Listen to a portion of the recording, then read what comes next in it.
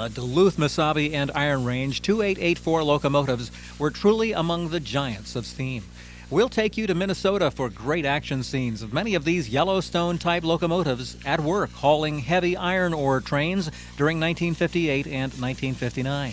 When most railroads had completely dieselized, the DM and IR Yellowstones thundered on in grand fashion. You'll see great pacing scenes, line-side action, and even some servicing areas. The DM and IR Yellowstones will long be remembered among the largest steam locomotives ever built.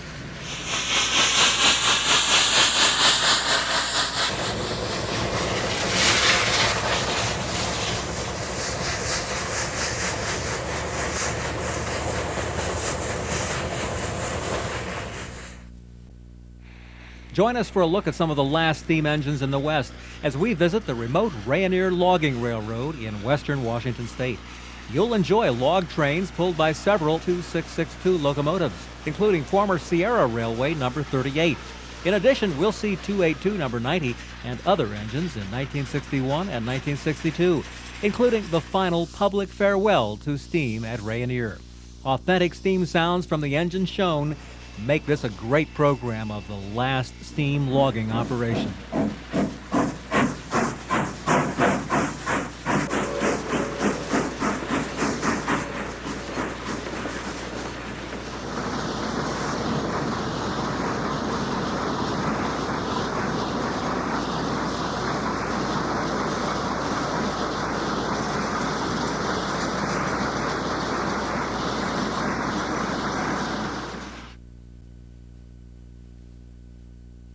In the mid-1950s, steam was fading fast on the Northern Pacific as dieselization took over. A few engines survived in the Seattle area for special duties such as the Casey Jones excursions. We'll see 460 number 1372 on several excursion trips on the freight-only line to North Bend via Woodinville and Redmond, Washington. In addition, we'll see brief appearances by other NP steamers such as number 1911 and 484 number 2626, which was the famous Timken engine. Original Northern Pacific sound accompanies the vintage 16mm film. It's a piece of American railroad history you won't want to miss.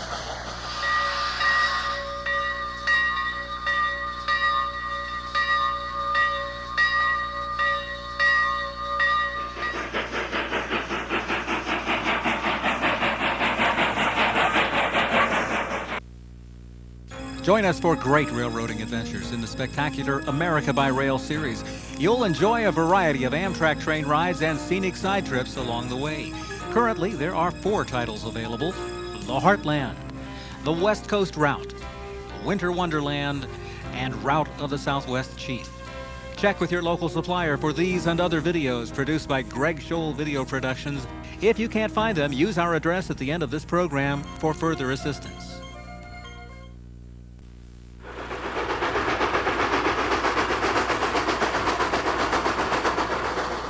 First Train to Toltec is a follow-up to our Rocky Mountain snowplow video. You'll enjoy a special work train that was operated to clear a rock slide that blocked the railroad before the tourist season opened. Then you'll see special charter freight trains operated with 2 engines battle Cumbres Pass and head east toward Osher, Colorado. Near Osher, engine 484 battles a snowdrift before we can continue eastward. Our train is the first to operate on the line in the spring, and we reach Rock Tunnel at Toltec Gorge with an engine whose pilot is covered in snow. It's an unusual video of rare occurrence.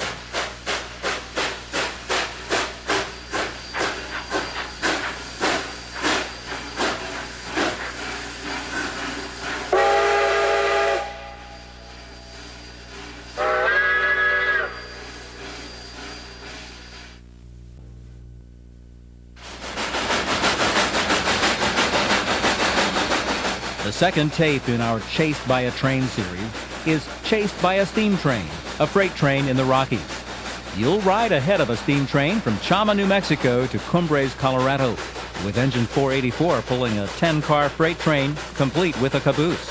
There's nothing like this view, that's for sure. You'll thrill to a hard-working steam engine on a freight train and can enjoy the natural steam sounds of engine 484. Although it's the same route as our Volume 1, it does feature some different operations with the freight train and some closer running to our camera. It's a captivating experience to be chased by a train.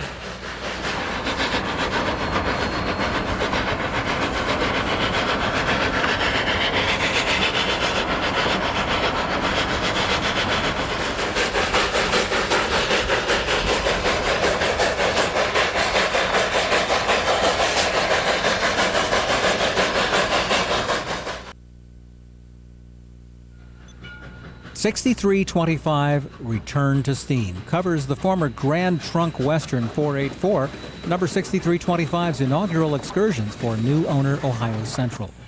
As an added bonus, you will see 2 separate break-in runs as the crew makes modifications and tests the locomotive. Then it's the first public excursions in the fall of 2001, operating on the line between Columbus and Denison. Multiple camera coverage documents the best action on these test runs and first excursions for this, the largest operating steam locomotive east of the Mississippi River in the United States.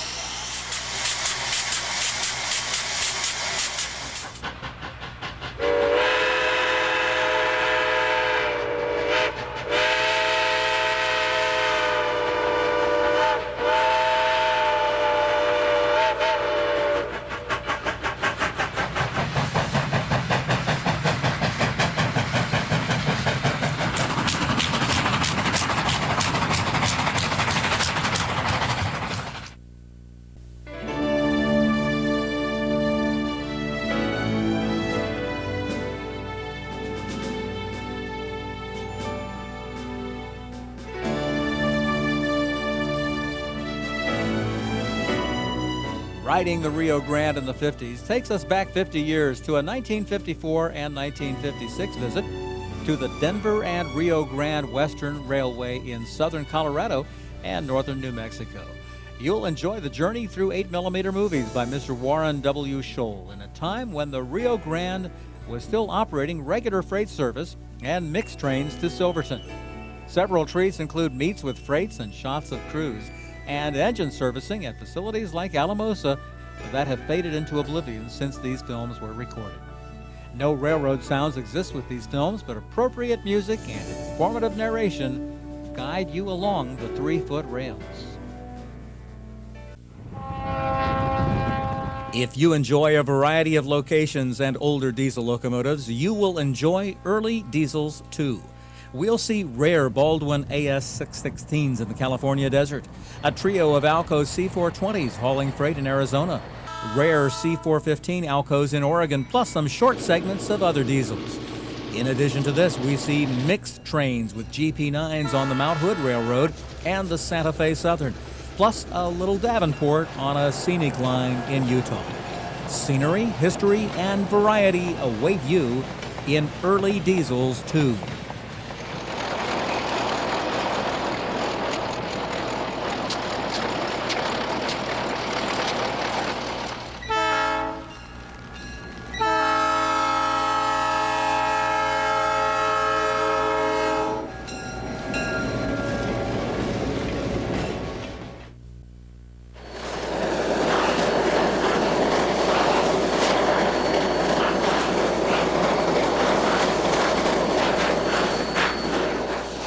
Rocky Mountain Snowplow is an incredible video with rotary snowplow OY on the Cumbres and Toltec Scenic Railroad. You'll enjoy 3 days of plow action as 3 engines power the plow over the 10,000-foot Cumbres Pass and beyond. We bring you all the action, both line side and on board the rotary train, plus the special escort train operated on the second day. You'll witness the first run of the OY in the gray paint scheme since the 1960s, when it operated on the Rio Grande.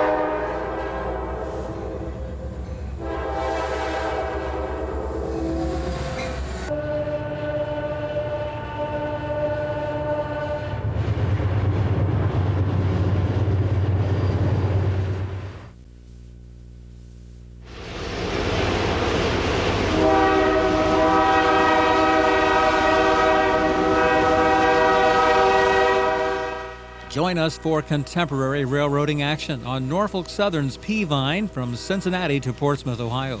The line gets its name because it winds and climbs through the hills of southern Ohio. We'll take you to all the interesting locations, including the steep grades at Batavia, Seaman, and Peebles. A variety of diesels include high hood and chop nose units, as well as the newest wide cabs. This video was shot over a 4-year span, making it historic, since the now-closed Mauriestown branch from Sardinia is included, along with many unusual surprises.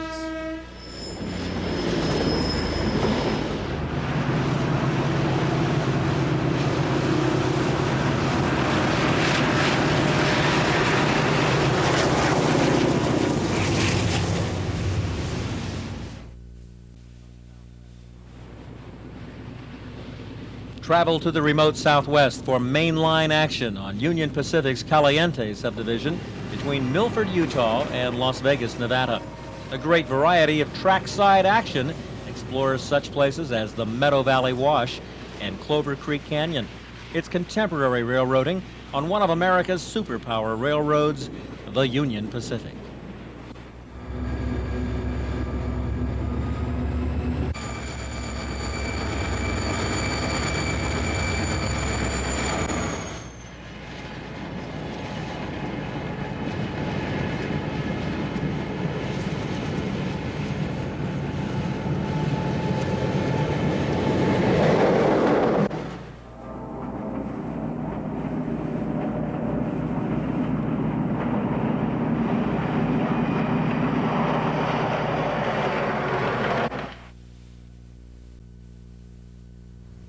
Virginia Rails is a fast-paced program with a great quantity of different trains.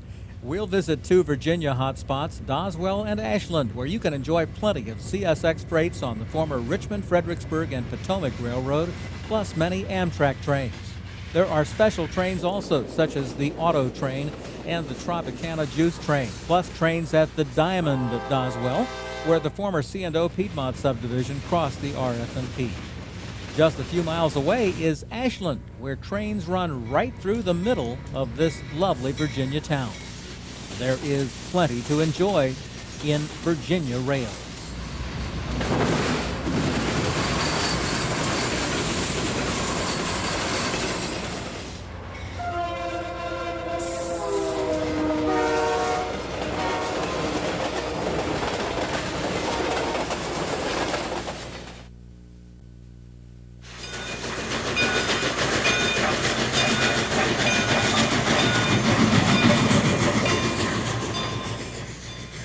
Canadian Steam 1959 is the third and final tape in our Canadian Steam series.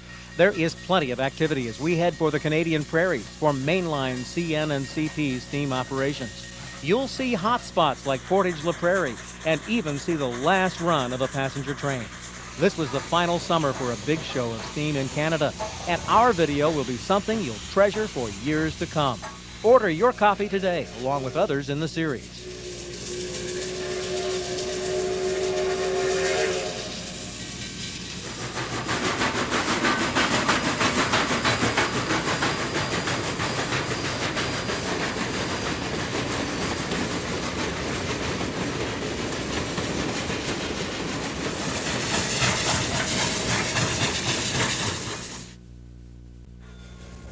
Join us for an historic and action-packed look at Canadian Steam in 1958 as we head to the Canadian prairies for a fast-paced look at Canadian National and Canadian Pacific freight and passenger trains.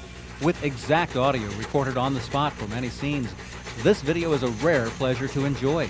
You'll even see future steam stars such as CPR Royal Hudson 2860 and Canadian National 482 number 6060 in regular service, and many more locomotives that have since been scrapped and lost forever. Don't miss this video treasure of Canadian Steam in 1958.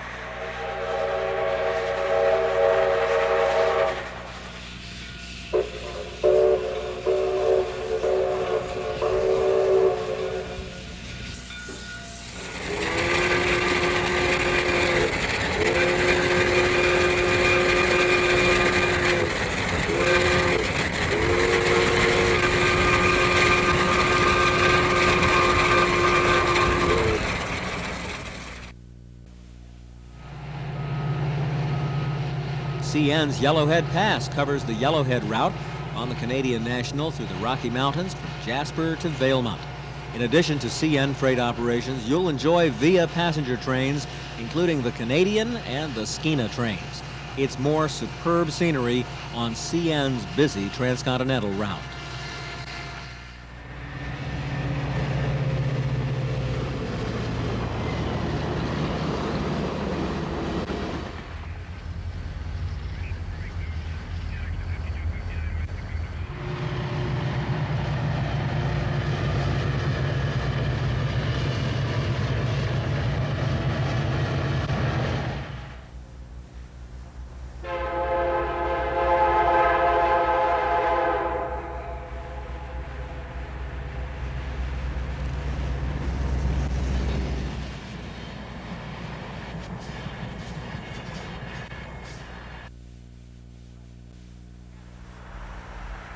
Canada's Canyon route covers CP and CN action in portions of the Upper Fraser and Lower Thompson River canyons in Western Canada. CP operates one side with CN on the other, providing some great action in this rugged and scenic territory.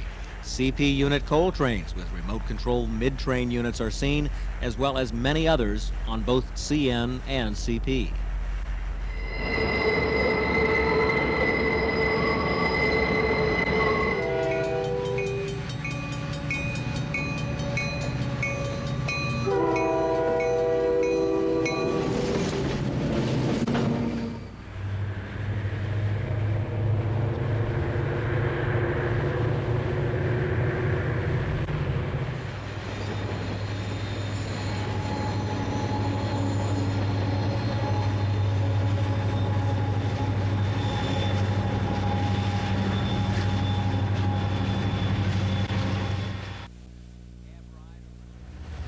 Cab ride over Kicking Horse Pass features a front-end ride aboard one of CP Rail's newest comfort cab units, SD40-2F, number 9020. You'll see all of this fabled mountain pass from Field to Lake Louise as we climb a 2% grade from Field to the spiral tunnels and cross the Continental Divide. There is informative narration about the train and the route, plus a few surprises along the way.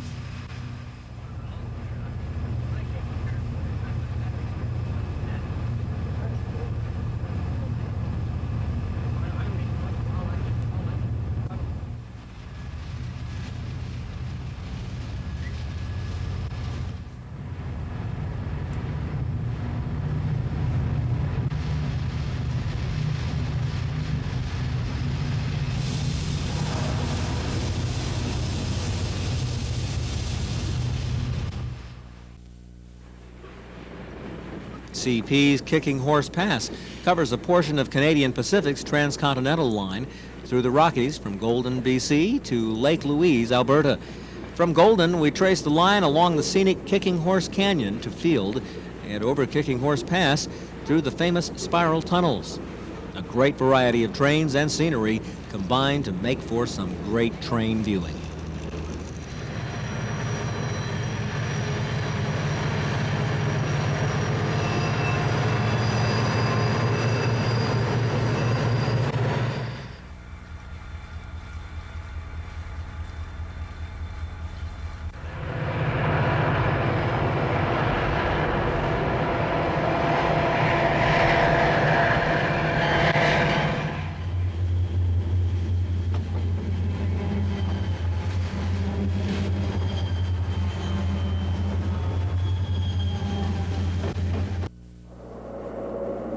VIA Fs in the Rockies highlights 1986 action with VIA Rail FP9s in the Canadian Rockies on both Canadian Pacific and Canadian National trackage.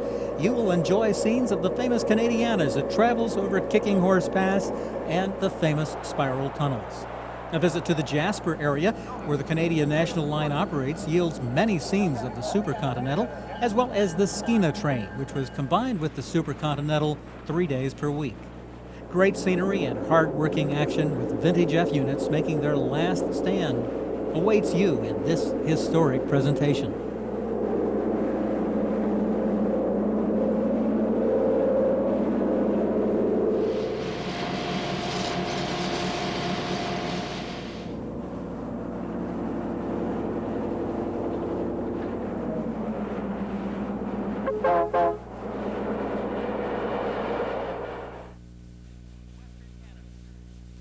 The Western Canada series features 4 separate subjects on different tapes. A Day in Portage La Prairie is an exciting video showing modern Canadian National and Canadian Pacific operations.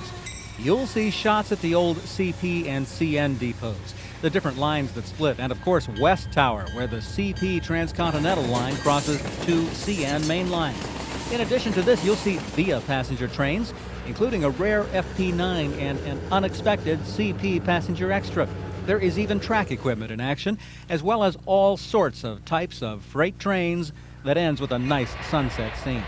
This tape is a nice companion to our Canadian theme series that has shots in Portage La Prairie 40 years earlier.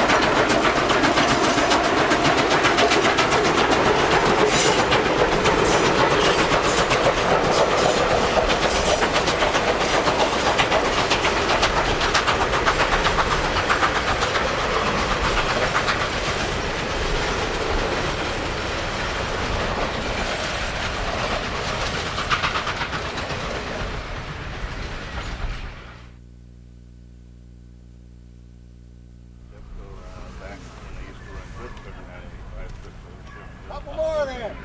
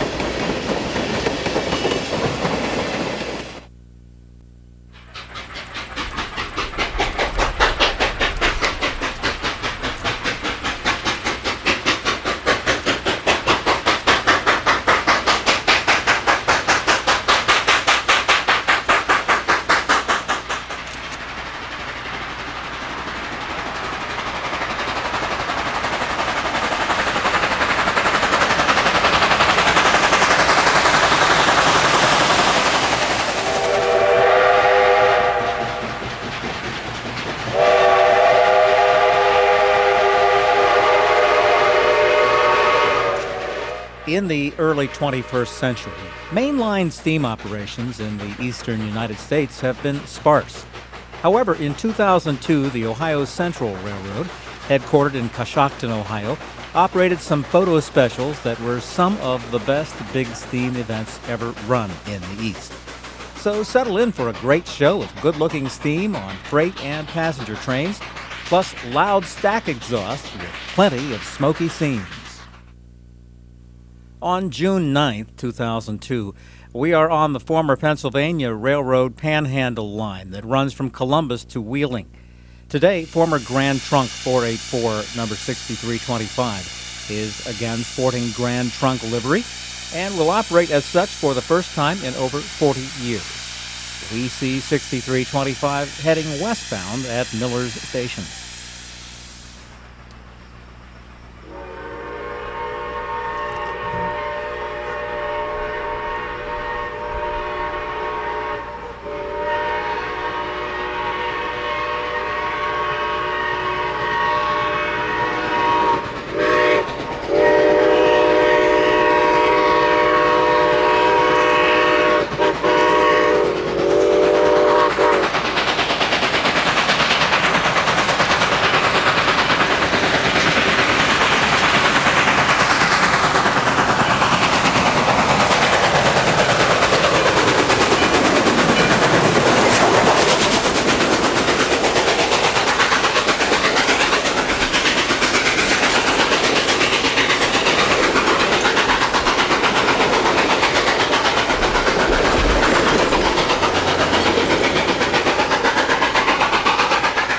A bit further west, 6325 puts on a nice show climbing a westbound grade.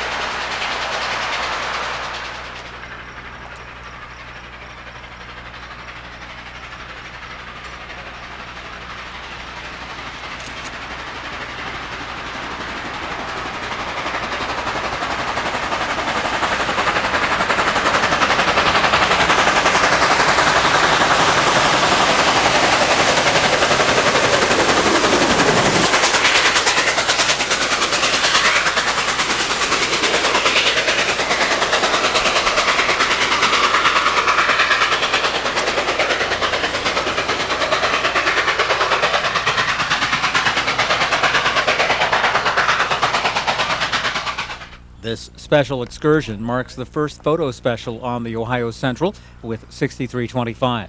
The train operated from Denison and was pulled east with a diesel, since the 6325 cannot be easily turned in this region.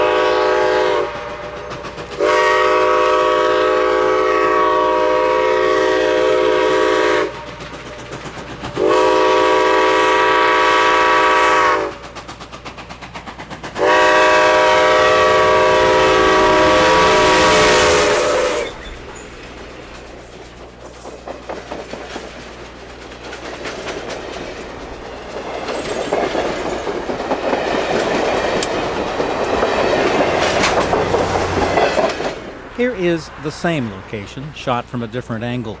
At most photo stops, more than one run was made with the steam train. This passenger train typified Grand Trunk passenger trains in the late 1950s and early 60s, which the 484s and other Grand Trunk engines would power. These 484s were dual service engines pulling freight and passenger trains in regular service.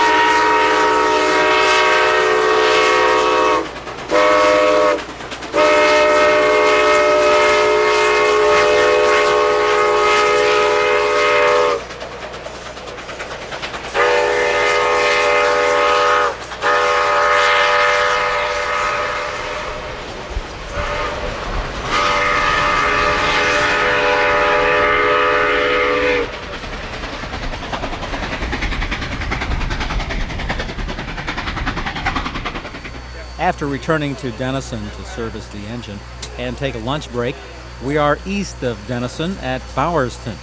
We'll see two run-bys with two different cameras making one continual sequence for each run-by.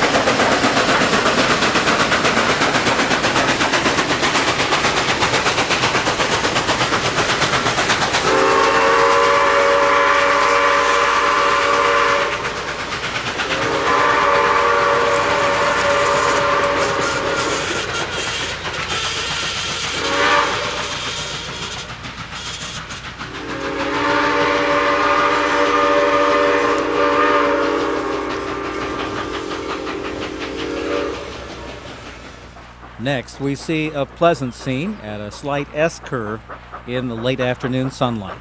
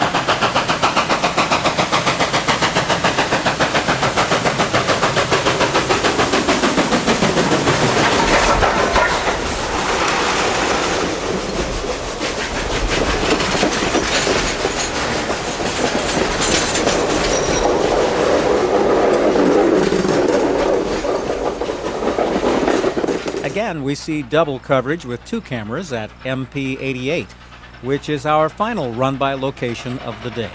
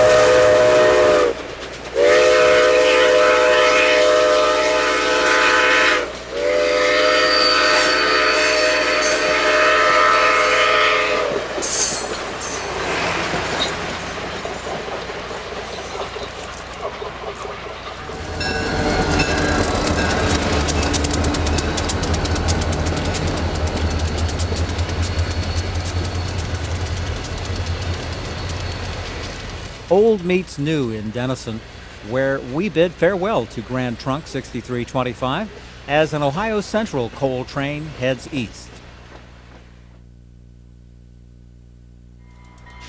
On October 5th, 2002, we arrived in Denison from Morgan Run behind the recently acquired FP9s number 6307 and 6313, which power the passenger train with the photographers.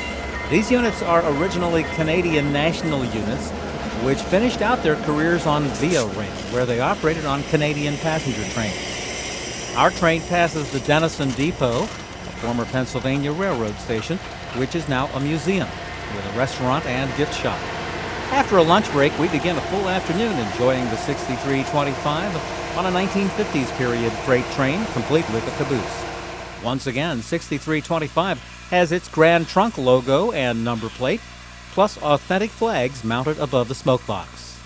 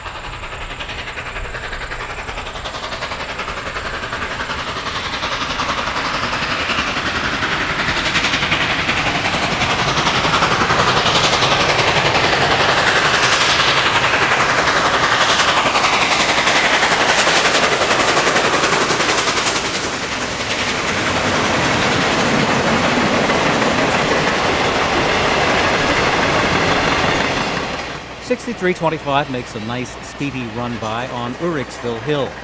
Here is the same shot from another angle.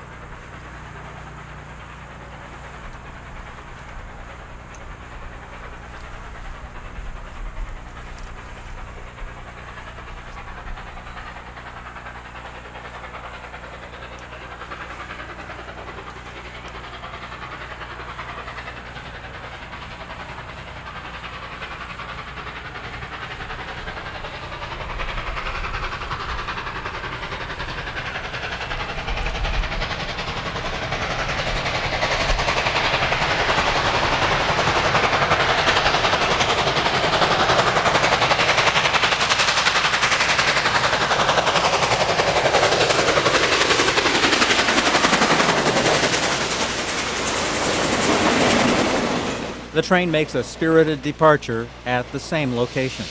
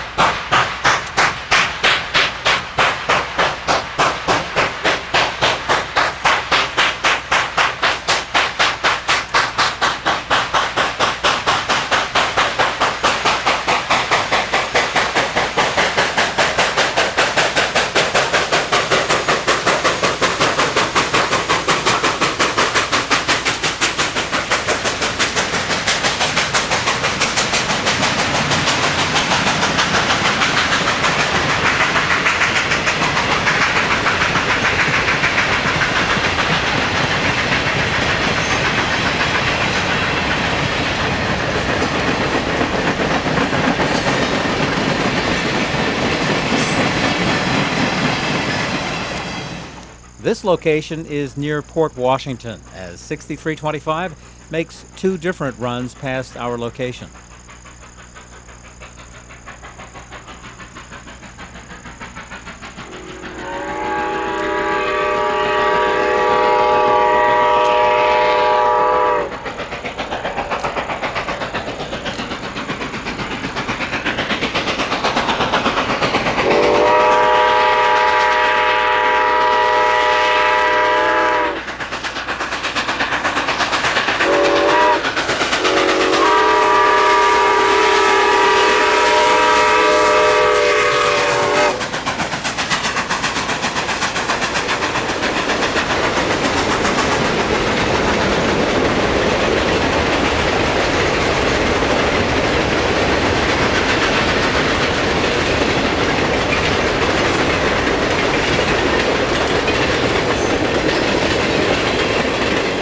This young steam enthusiast is getting a real treat today. And after 2 days of great photography, he will have a lifetime of memories and hopefully some nice pictures too.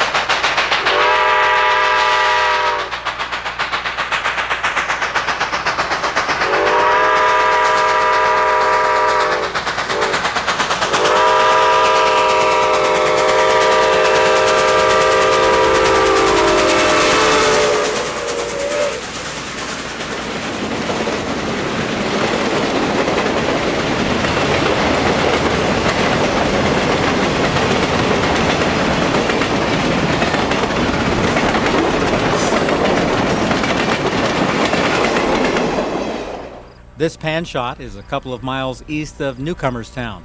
It's a location used on regular Ohio Central excursions and affords a nice broadside view of the train from the open field.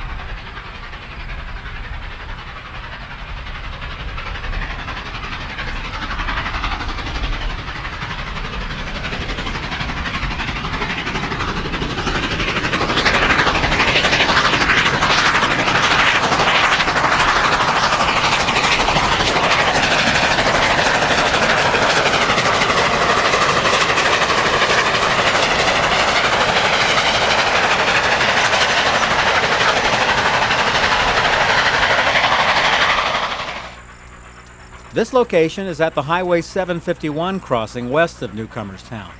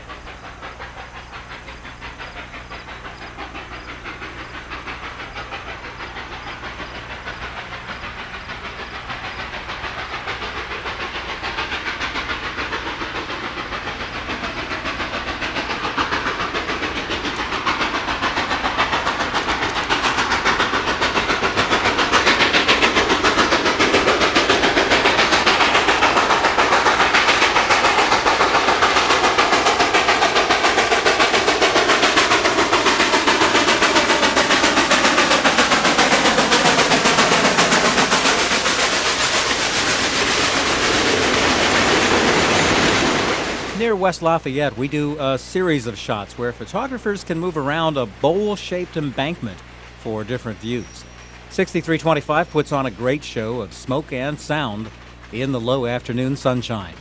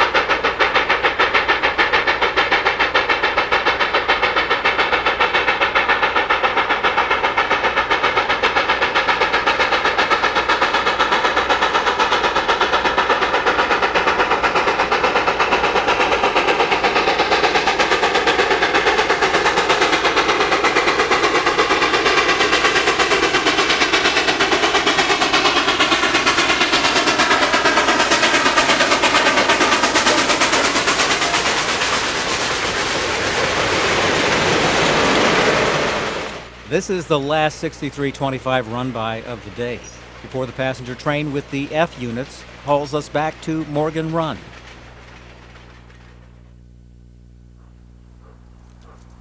The Ohio Central Railroad has its main shops at Morgan Run, which is conveniently located where the main east-west line intersects with the northern line to Sugar Creek. The Ohio Central operates a 10-mile round-trip excursion operation from Sugar Creek to Baltic 5 days a week. And former Canadian Pacific G5 462, number 1293, is the regular engine on those runs. There are no trains on Sunday at Sugar Creek. So today our day will be filled with the sights and sounds of two mainline steam engines. Fog in the river valley makes for a great start to the day's activities.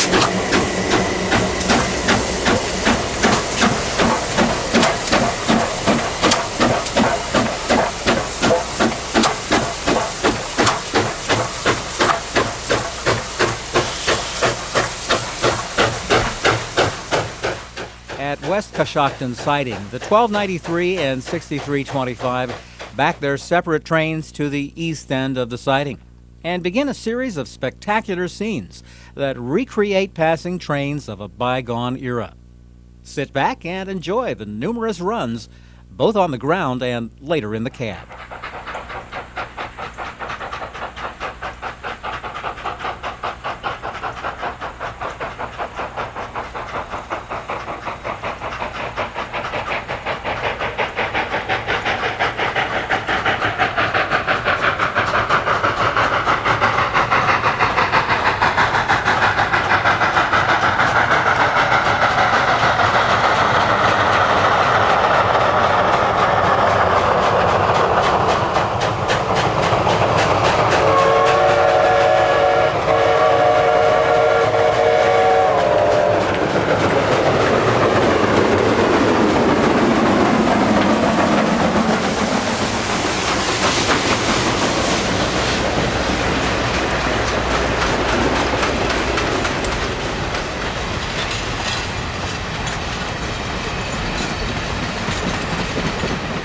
Next, we see the exact same run-by from a location closer to the track.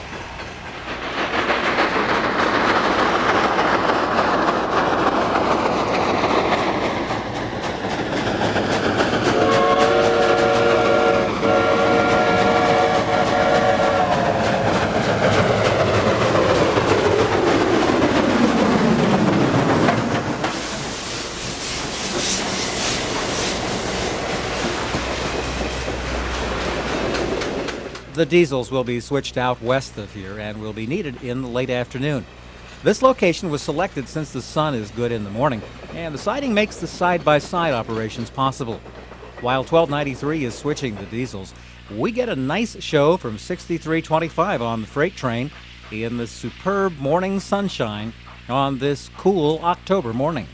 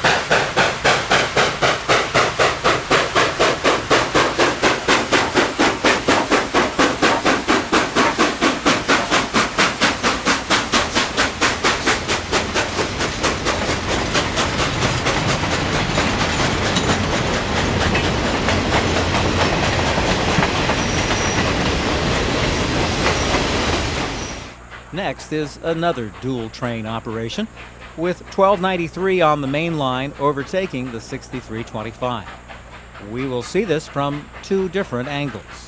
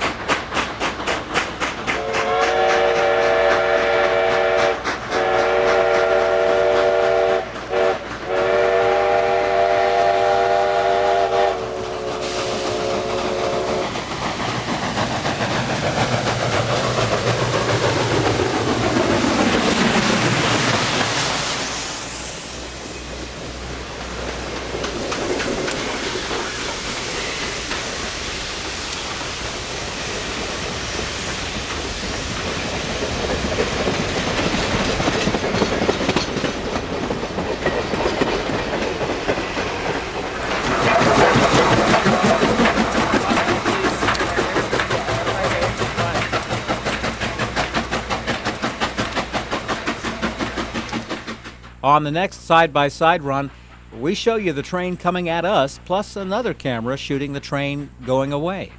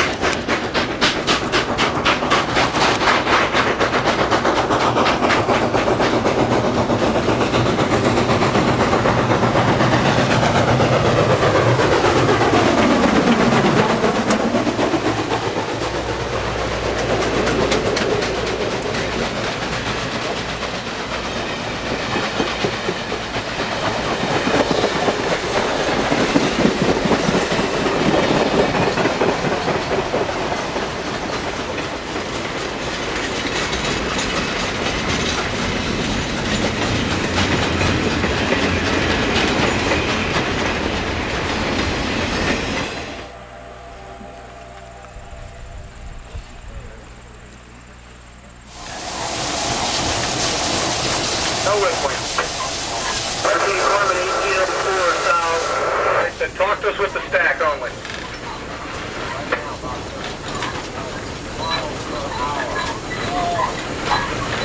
You know you're running parallel on this one, no overtake, right, Grant? Yeah, back by the gun, good deal. All right, yeah, no whistling. They said that, just bring them through, that'd be nice.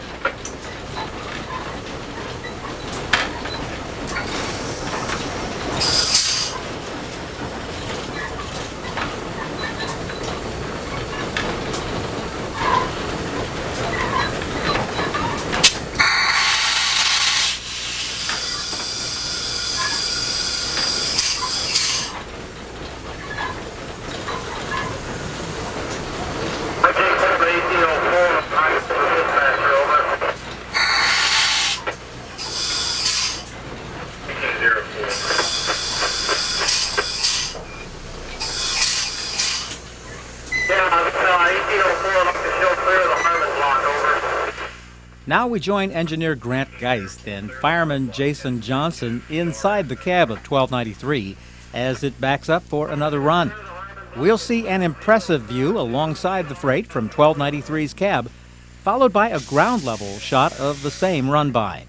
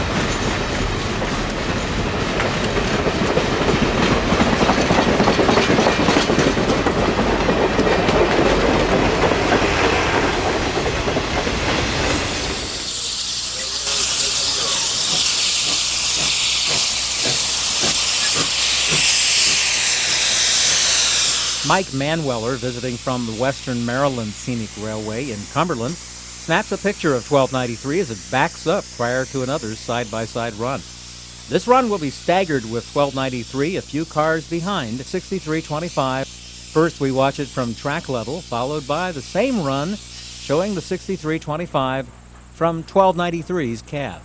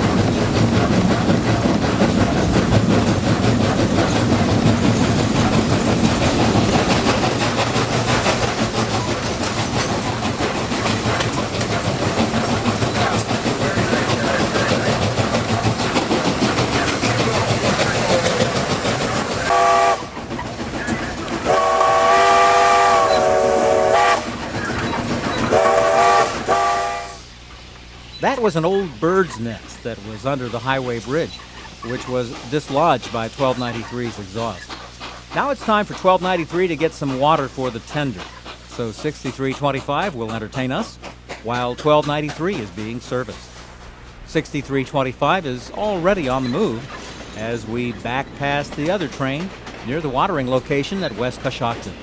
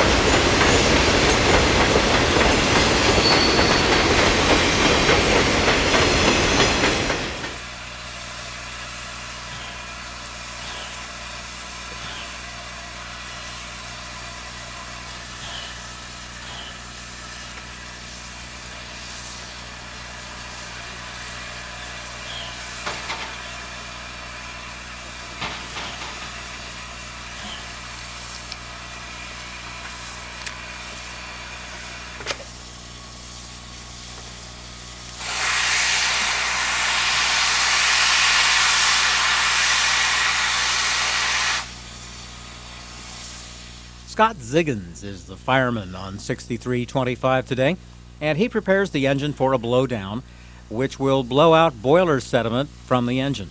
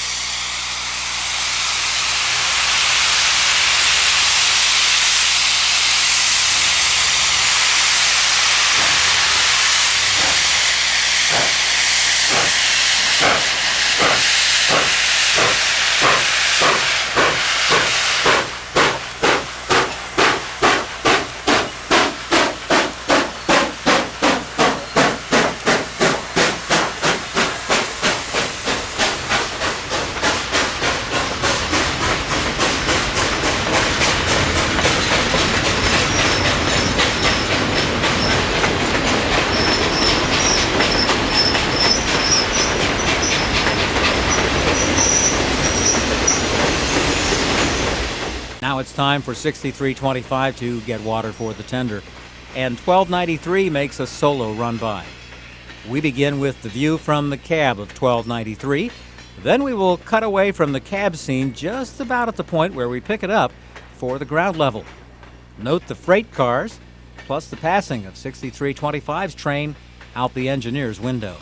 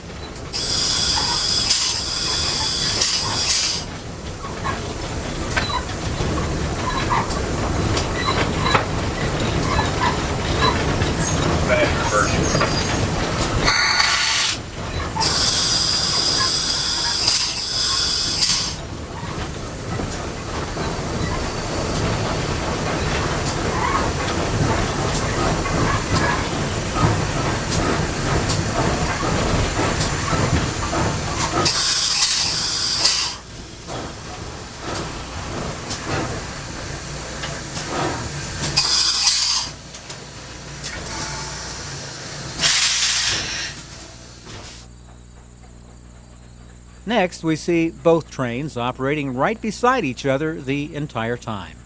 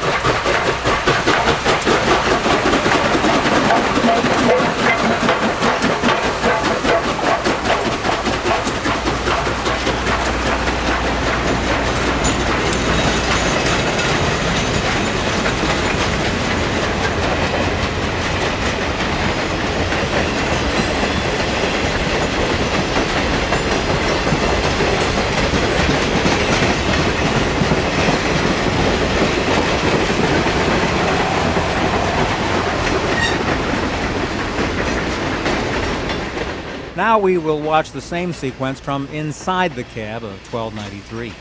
You can see engineer Tim Sposato and fireman Scott Ziggins through the window.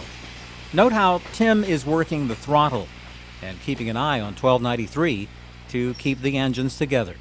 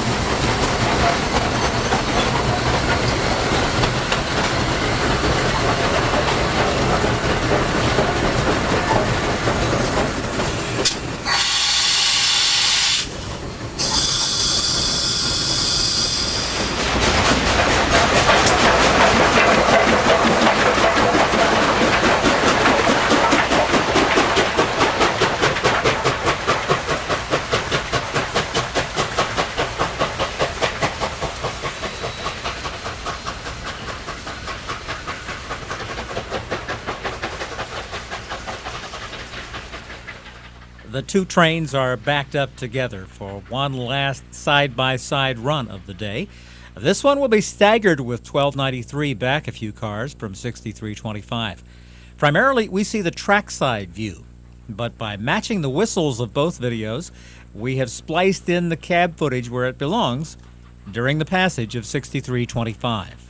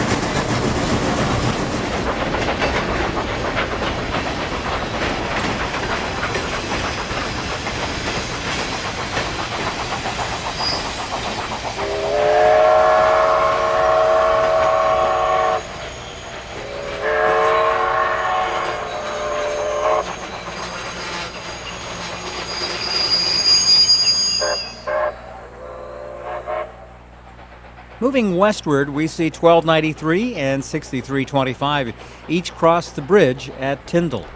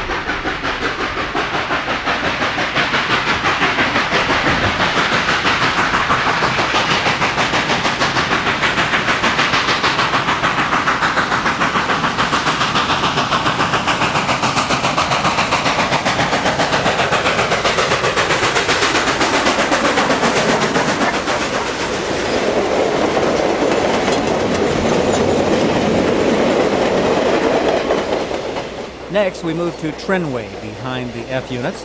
Then watch 6325 make a grand sight, pulling an empty Ohio Central coal train that was at the Conesville power plant. These cars are about ready to head back to the mine, thus the two diesels were left on the rear. This 55-car train appears to be an endless string of hoppers and is no problem for the 484. We get a fast run-by and a startup sequence.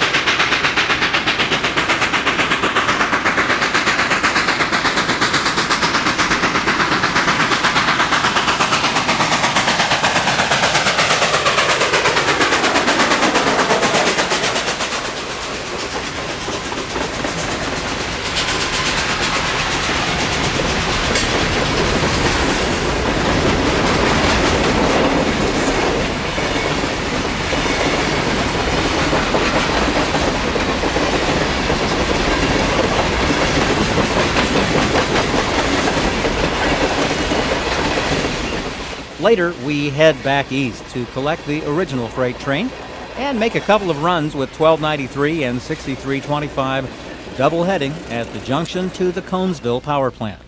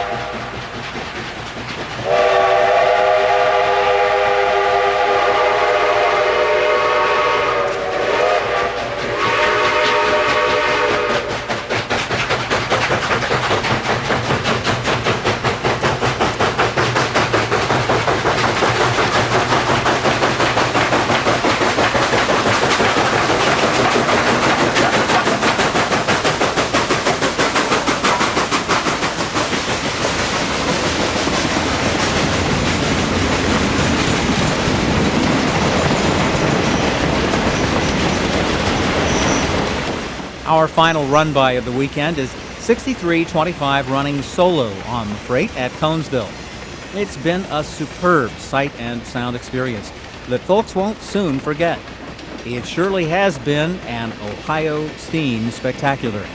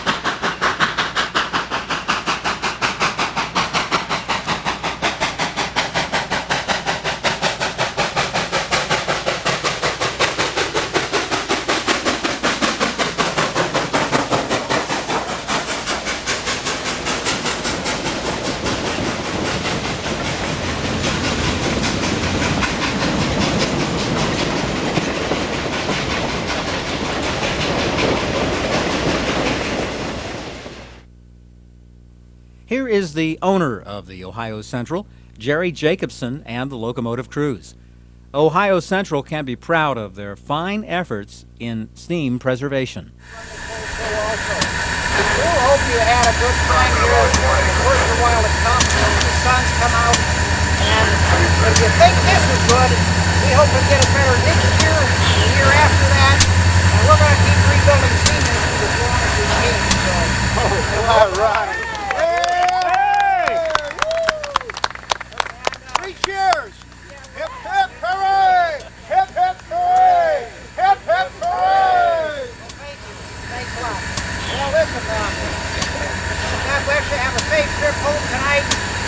we'll hope to see you again sometime.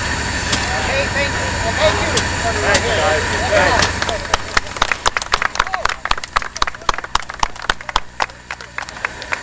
Tim Cesano, our Chief Mechanical Officer. Jason Johnson. Scott Ziggins, machinist, proven instrument there. John Meek, works out of Sugar Creek, environment. Mike Manwiller over from the Western Maryland team to help us out. Brand Geist, the guys.